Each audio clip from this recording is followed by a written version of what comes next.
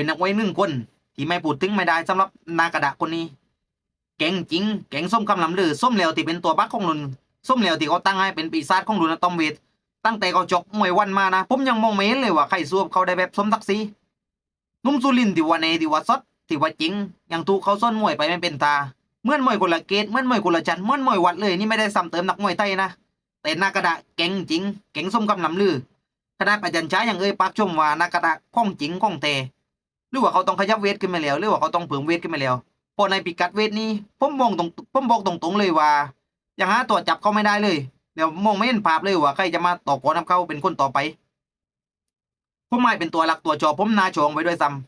ำส่วนสมาชิกท่านไหนที่ยังไม่มีติดไปน่วมหรือว่ายังไม่มีครอบครัวเดียวปุ่นปัดฟ้าใต้ปกไฟเลยเข้ามาเป็นครอบครัวเดียวกันในครอบครัวอบอุ่นแน่นอนหวานกันทุกวันกูรู้เปรียบผมบอกตรงๆเลยว่ากูรู้เปรียบ